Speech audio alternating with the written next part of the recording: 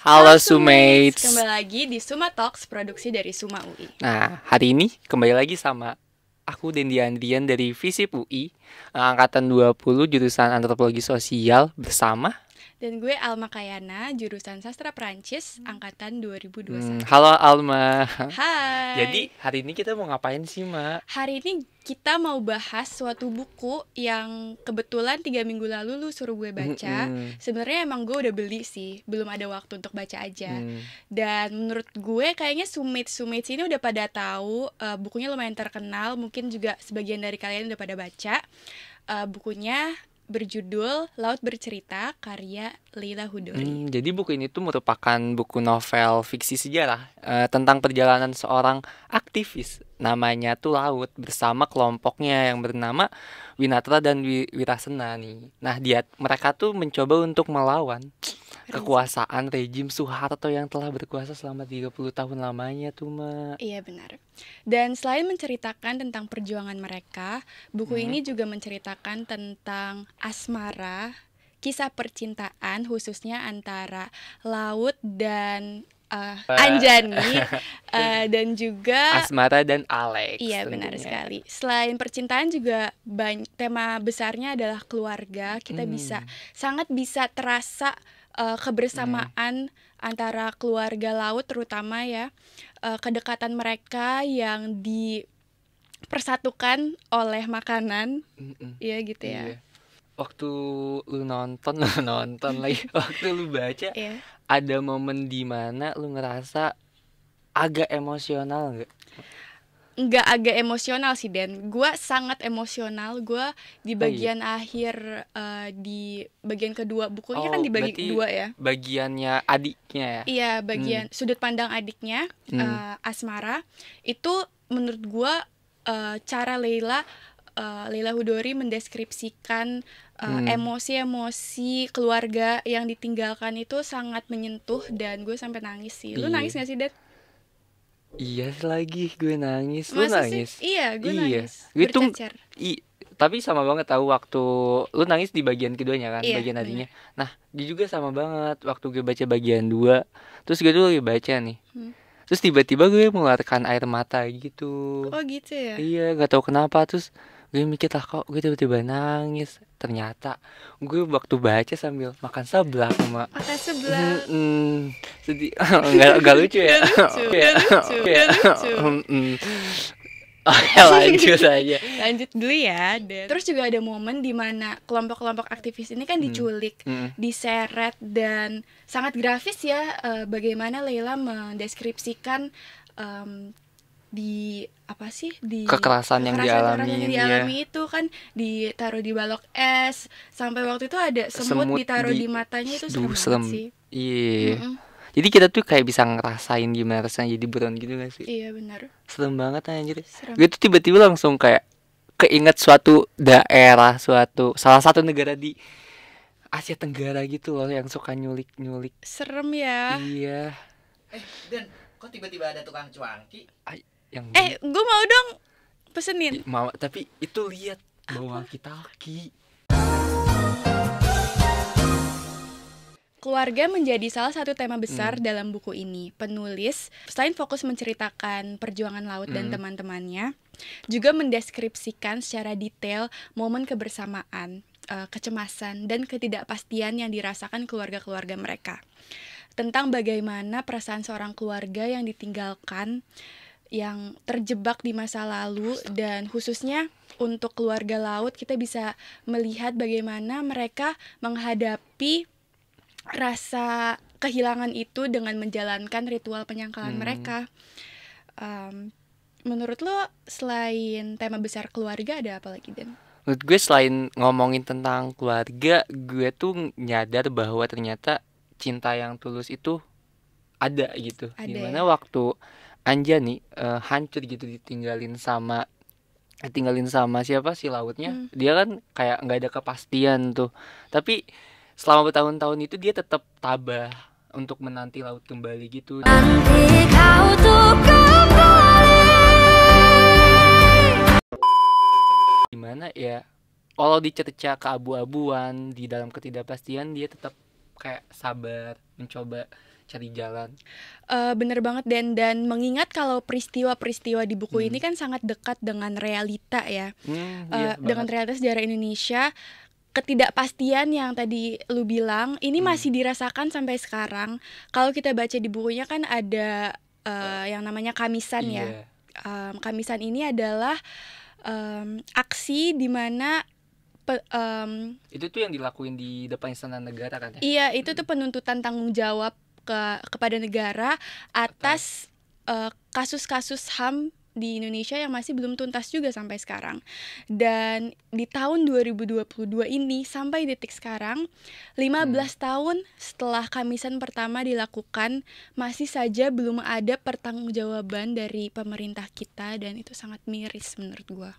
Iya bener banget. Terus kan di dalam bukunya tuh diceritain kalau ada intel-intel yang suka ngikutin, ngintilin kelompoknya si laut ini kan. Nah ternyata di Indonesia waktu zamannya Soeharto ternyata ada namanya Petrus gitu. Makasih Bang ya.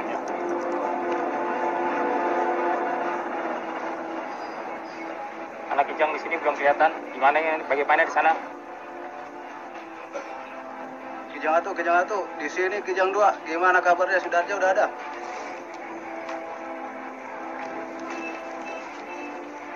Kijang 2, Kijang 3, tersangka masih belum nampak. Jadi katanya sih niatnya sih baik, katanya untuk nangkepin orang-orang jahat, tapi sama pemerintah malah dipakai untuk nangkepin orang-orang yang beroposisi. TAP MPRS tahun 66 ini tuh malah meniadakan kerangka analisis sosial gitu, dimana ya karena kerangka Marxis ini tuh dilarang, buku-bukunya dilarang, maka nggak ada alternatif lagi nih buat nganalisis fenomena sosial gitu. Tapi kan kita tahu Dan kalau Soeharto itu membutuhkan yang namanya kestabilan ekonomi, sosial, politik demi pembangunan dan keamanan negara. Gitu kan? Tapi kan kita tuh udah muak dengan gagasan-gagasan universal untuk menjustifikasi tindakan-tindakan yang niat baik dan sewenang-wenangnya kayak gitu, Mak. Ada telepon. Bentar. Halo? Hah? Draft RKUHP udah dibuka. Terus katanya kalau ada yang menghina lembaga negara bisa dituntut 1 tahun penjara. Yang bener lu. Ini? Yang gue tapi kan gue cuma tadi kan gue kritik doang kan ya. Iya. Gue kritik doang kan, nggak penghinaan gak. Tapi kalau pemerintah menganggapnya menghina gimana? Tetap bisa dipidana tahu? Gak gitu dong konsepnya. Tapi editor tolong cut aja ya bagian ini ya. Lagian aneh gak sih, kita kan negara demokrasi, masa nggak boleh mengkritik terus pakai embel-embel penghinaan negara lagi? Yaelah, kan 5 tahun sekali masih ada pemilu juga kan? Iya sih, masih ada pemilu. Ya udah, itu demokrasi. Tapi kan pilar demokrasi nggak cuman pemilu doang. Udah, anak muda nggak usah sok ngerti, banyak kritik.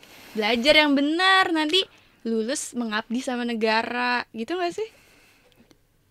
Ya tahu deh. Ritual para pembaca tuh biasanya ini nggak sih, Mak? Suka merefleksikan setelah mereka membaca satu buku gitu. Nah, buat lo sendiri, apa sih refleksi terbesar yang lo dapetin dari buku ini? Gue ngerasa membaca buku-buku kayak gini tuh sangat penting untuk akhirnya kita bisa gak lupa akan peristiwa kelam di sejarah Indonesia yang memang terjadi dan masih belum ada pertanggungjawaban dari negara. Di zaman seperti ini kan peristiwa atau perhatian kita terhadap atau atensi kita tuh gampang teralih gitu ya. 1 minggu ada topik panas. Iya, kemarin JJ tuh lagi rame. Iya. Dan minggu depan ada topik lain. Iya, nanti berubah lagi ya. Jadi karya-karya sastra seperti ini tuh sangat penting Iya, untuk setuju banget. akhirnya percakapan-percakapan mengenai sejarah kita, sejarah kelam kita ini tetap diangkat. Dan apalagi untuk generasi kita yang tidak mengalami peristiwa-peristiwa itu, tapi tetap sangat penting untuk kita mengetahuinya secara keseluruhan ya.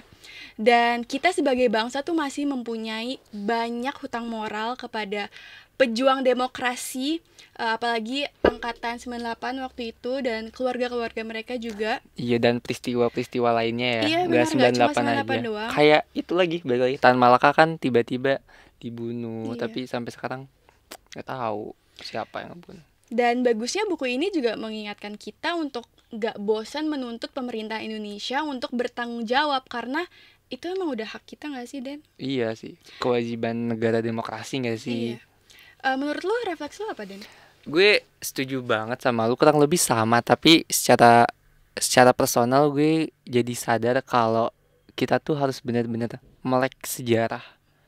Jadi kita tuh gak cuman tahu sama sejarah, tapi kita harus mengkritisi sejarah itu sendiri sih.